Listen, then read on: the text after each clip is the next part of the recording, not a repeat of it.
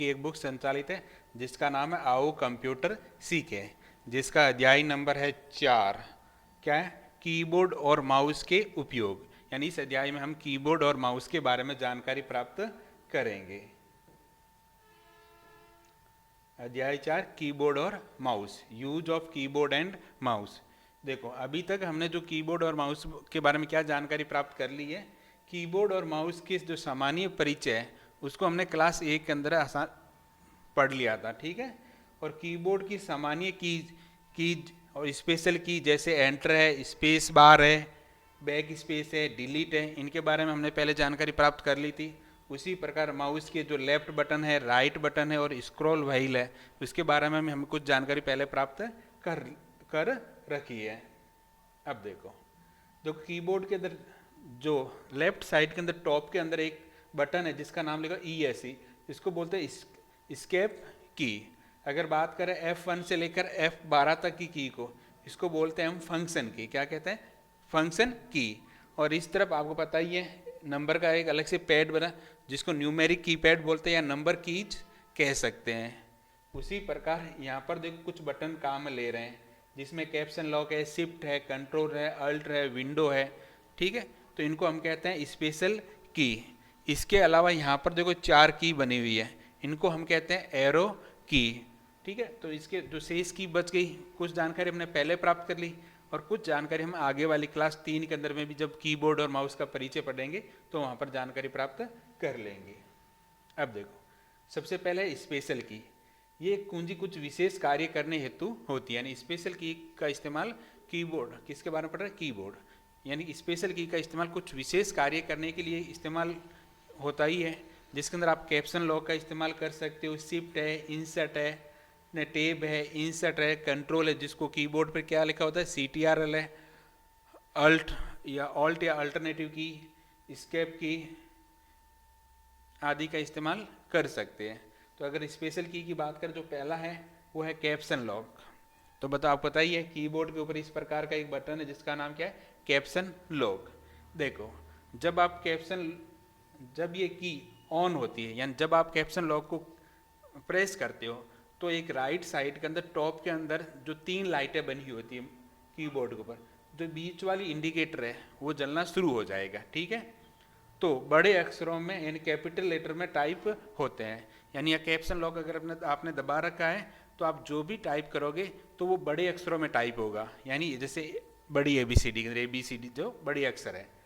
और जब ये की ऑफ होती है, यानी ये की क्या हो? ऑफ हो, लाइट जल नहीं रही है, इंडिकेटर जल नहीं रहा है, तो छोटे अक्षरों के अंदर, स्मॉल लेटर के अंदर टाइप होते हैं। यानी छोटे अक्षरों के अंदर टाइप करना है तो आप कैप्शन लॉक को ऑन मत ऑफ कर दो, अगर बड़े अक्षरों में टाइप करना है तो आप कैप्शन लॉक को क्या कर लो? ऑन कर दो।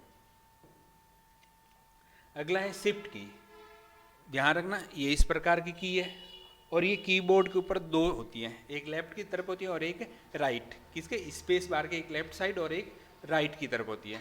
तो कीबोर्ड पे इनकी संख्या कितनी होती है? 2 होती है, याद रह जाएगा। एक दाहिनी ओर होती है और एक दूसरी बाईं ओर होती है।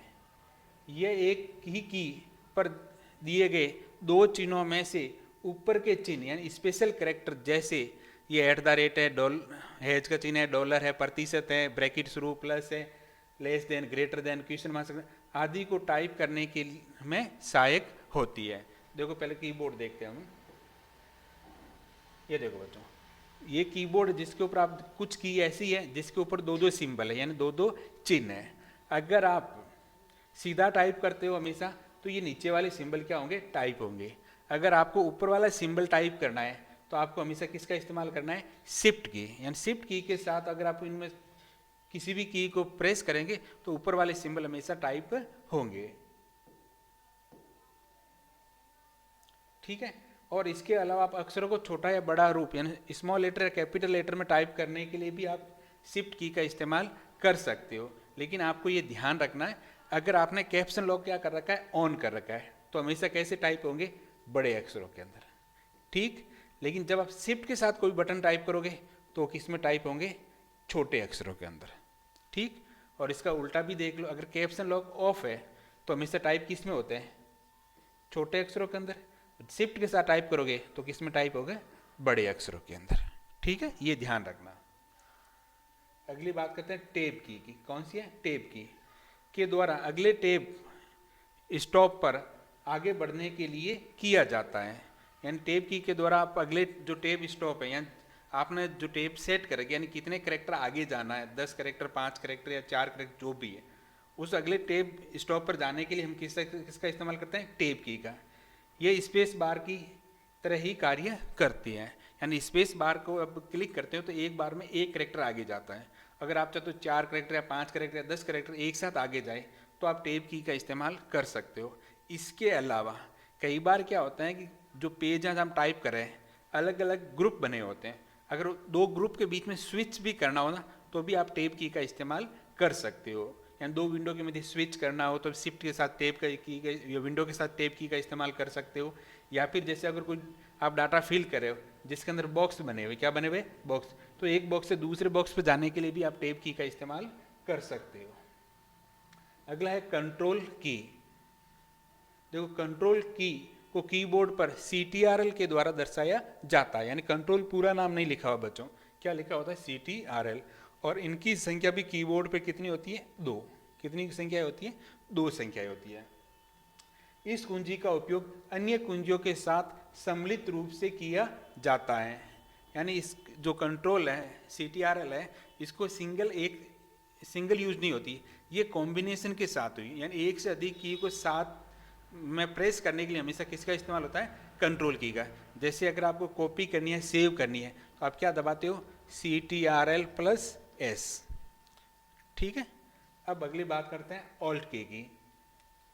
ऑल्ट की को अल्टरनेट की कुंजी भी कहा जाता है। ऑल्ट की कह सकते हैं, अल्टरनेट की भी कह सकते हैं, लेकिन ध्यान रखना कीबोर्ड के ऊपर हमेशा ALT लिखा होता है और इनकी संख्या भी कीबोर्ड पे कितनी होती है, 2 होती है। और इनका प्रयोग भी क्या होता है, कॉम्बिनेशन अन्य कुंजी या अन्य की के साथ किया जाता है। अब बात करते हैं एस्केप की। ठीक है, जो आपको कीबोर्ड के अंदर लेफ्ट साइड टॉप के ऊपर कॉर्नर के ऊपर मिलेगी। देखो एस्केप की को कीबोर्ड पर कैसे टाइप किया हुआ था, ESC से दर्शाया जाता है और इसका प्रयोग कार्य क्षेत्र से बाहर आने के लिए किया जाता है। यानी अगर आप कोई भी काम कर रहे हो, कोई भी प्रोसेसिंग हो रही है, उसको रद्द करना है यानी बंद करना है, तो आप ESC का इस्तेमाल कर सकते हो। उसी समय उसी स्थान पर रोकने के लिए हम ESC का इस्तेमाल कर सकते हैं। अगला है फंक्शन की। जो फंक्शन कुंजी यानी कीबोर्ड की सबसे ऊपरी पंक्ति में उपस्थित होती है। यानी कीबोर्ड की जो सबसे ऊपर वाली पंक्ति है उसके अंदर क्या होती है, फंक्शन की होती है। और कहाँ से शुरू होती है, F1 से लेकर F12 तक टोटल कितनी है, 12 कीज होती हैं जिसको फंक्शन की कहते हैं। और इनका इस्तेमाल कोई विशेष कार्य के लिए किया जाता है। अब बात करते हैं एरो की। तो आपको पता है कीबोर्ड की न्यूमेरिक कीपैड के पास में एरो के ये 4 निशान होते हैं, एक ग्रुप के अंदर है। ठीक है, देखो एरो का उपयोग स्क्रीन पर जो कर्सर होता है, आपको पता है जो स्क्रीन पे एक लाइन होती है जो ब्लिंक करती हुई दिखाई देती है, को अगर आपको दाएं बाएं करना हो या ऊपर नीचे की ओर घुमाना या मूव करने के लिए किया जाता है। यानी जहाँ पर आप लिख रहे हो कर्सर को ऊपर नीचे लेफ्ट राइट ले जाना है तो आप इन एरो की का इस्तेमाल कर सकते हो। इन्हें कर्सर की भी कहा जाता है। यानी आपको कर्सर को इस की के द्वारा आसानी से कंट्रोल कर सकते हो। अगला है कर्सर स्क्रीन पर प्रदर्शित होने वाला एक चिन्ह होता है। आप पूछोगे सर कर्सर क्या होता है, कर्सर क्या होता है, स्क्रीन पर प्रदर्शित होने वाला एक चिन्ह है, सिंबल है, जिस स्थान पर अगला अक्षर टाइप होता है। यानी कर्सर जहाँ पर जो ये लाइन दिखाई देती है उस स्थान पर जब आप कीबोर्ड से कुछ भी बटन दबाते हो तो वो कैरेक्टर उस स्थान पर क्या होता है, टाइप होता है। यानी वर्तमान जो पोजीशन है जहाँ पर आप लिख रहे हो उसको कौन प्रदर्शित करता है, कर्सर। अगले बात करते हैं माउस। किसके बारे में पढ़ते हैं, माउस। देखो माउस में दायां बटन, बायां बटन और बीच में एक स्क्रॉल व्हील होता है। सबको पता है ये लेफ्ट बटन है, ये राइट है और ये बीच में स्क्रॉल व्हील है। ठीक है, और माउस को माउस पैड यानी माउस को रखने के लिए किसका इस्तेमाल होता है, माउस पैड के ऊपर रखकर चलाया जाता है। यानी माउस को किसके ऊपर रखकर चलाया जाता है, माउस पैड के ऊपर रखकर चलाया जाता है। तो याद रह जाएगा ये जो इसको हम क्या कहते हैं, माउस पैड। और ये बटन याद रहे, ये लेफ्ट होता है, ये राइट और बीच वाला स्क्रॉल व्हील। अब बात करते हैं पॉइंटर की। क्योंकि लेफ्ट राइट और स्क्रॉल बटन के बारे में हम जानकारी पहले प्राप्त कर ली थी। कौन सी क्लास? क्लास 1 के अंदर। देखो सामान्यतः मॉनिटर स्क्रीन पर सफ़ेद रंग के तीर के निशान को हम क्या कहते हैं? पॉइंटर कहते हैं। यानी मॉनिटर की स्क्रीन पर आपको सफ़ेद रंग का एक तीर का निशान दिखाई देता है, उसको हम क्या कहते हैं? पॉइंटर कहते हैं। क्या कहते हैं? पॉइंटर कहते हैं। माउस को हाथ से हिलाने पर मॉनिटर स्क्रीन पर पॉइंटर जो तीर का निशान है वो भी साथ में हिलता है, यानी मूव करता है। ठीक है, जैसे जैसे आप माउस को हिलाओगे उसी प्रकार वो साथ में तीर का निशान भी मॉनिटर की स्क्रीन पर क्या करता है? हिलता रहता है। अब बात करते हैं कर्सर क्या होता है। तो पॉइंटर तो समझ में, कर्सर क्या है? देखो कर्सर स्क्रीन पर प्रदर्शित होने वाला वह चिन्ह होता है जिसके स्थान पर अगला अक्षर टाइप होता है। यानी जहाँ अगला अक्षर कहाँ पर टाइप होगा ये कौन बताता है? कर्सर जो स्क्रीन पर इस तरह एक लाइन के रूप में ब्लिंक होता है, कभी छुपता है कभी दिखता है, ऐसे दिखाई देता है। अगर बात करते हैं पॉइंटर की, जो पॉइंटर या तो इस स्थिति में हो सकता है, ऐसे हो सकता है, ऐसे भी हो सकता है, ऐसे भी हो सकता है और ऐसे भी हो सकता है। तो अब देखेंगे ये जो कर्सर है, जो पॉइंटर है, वो कब इस प्रकार का दिखाई देता है। तो देखो सबसे पहले तीर का निशान, ये सामान्यतः माउस पॉइंटर है जो स्क्रीन पर दिखाई देता है। यानी आप जो सीधा तीर का निशान देखते हो ये, ठीक है, ये पॉइंटर है जो सामान्य रूप से स्क्रीन पर दिखाई देता है। ये पॉइंटर है वो ऐसा कब दिखता है? ये पॉइंटर तब दिखाई देता है जब सीपीयू दिए गए कार्य को करने में व्यस्त होता है। जब आप कोई काम देते हो सीपीयू को और सीपीयू उसकी प्रोसेसिंग कर रहा होता है तो ये तीर का निशान कुछ इस प्रकार का दिखाई देता है। याद रह जाएगा। तो पूछोगे सर ये इस प्रकार का कब दिखाई देता है? ये पॉइंटर उस समय दिखाई देता है जब आप किसी विंडो को मूव करते हैं। यानी जब आप किसी विंडो को लेफ्ट राइट आगे पीछे करते हो, जब आप उसके कॉर्नर पे जाते हो तो आपको इस प्रकार का सिंबल दिखाई देता है। तो पूछोगे सर ऐसा कब दिखाई देता है? ये पॉइंटर उस समय दिखाई देता है जब आप टेक्स्ट सेलेक्ट करते हो तो कर्सर भी कहा, जिसे इसे कर्सर भी कहा जाता है। लेकिन जब आप कुछ लिखा हो सिलेक्ट करते हो तो जो आपका तीर का निशान है वो आप इस प्रकार का दिखाई देता है, जिसे सामान्य भाषा में हम कर्सर भी कहते हैं। तो याद रह जाएगा सबको। ये कब होता है? जब कंप्यूटर प्रोसेसिंग हो रही है तो तीर का निशान इस प्रकार हो जाए, सामान्य रूप से ऐसा दिखाई देता है। अगर कोई लिंक है तो तीर का निशान हमेशा ऐसा दिखाई देगा। जब आप टेक्स्ट सेलेक्ट करते हो तो तीर का निशान कुछ ऐसा बन जाता है। और जब आप विंडो को आगे पीछे करना है, कोई दूसरी स्थान पर लेके जाना है तो कॉर्नर पे लेके जाते हो तो जो माउस पॉइंटर है तो इस प्रकार का सिंबल बन जाता है।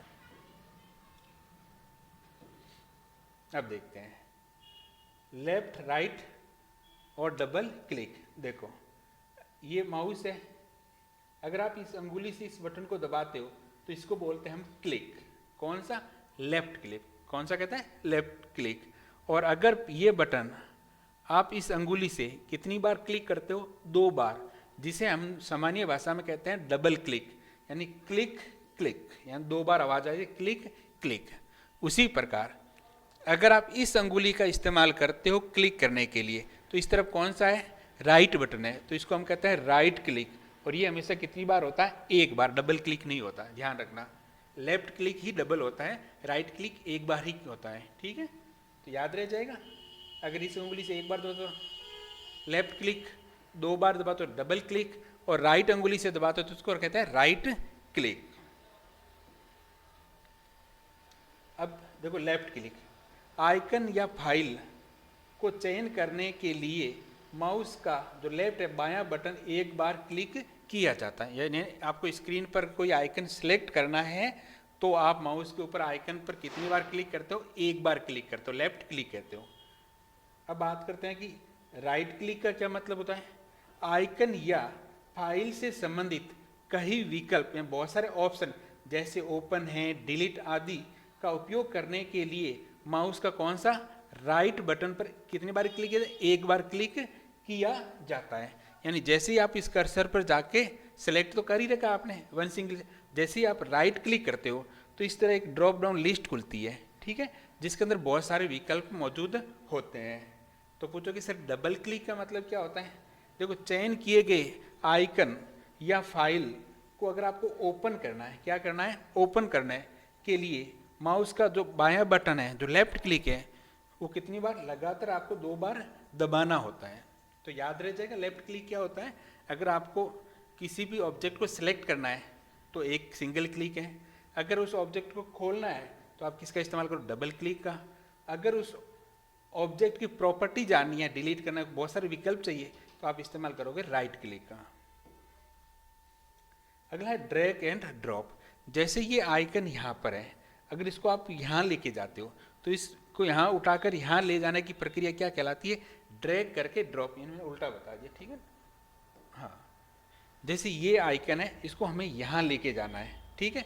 तो यहाँ से यहाँ लेके जाने की प्रक्रिया क्या कहलाती है, ड्रैग करके क्या करना है, ड्रॉप करना है। देखो, माउस का बायां बटन पर क्लिक कर कंप्यूटर में किसी भी आइकन या फाइल को स्थान परिवर्तित करने के लिए उसे खींचकर अन्य स्थानों पर छोड़ने की प्रक्रिया क्या कहलाती है, ड्रैग और ड्रॉप कहलाती है।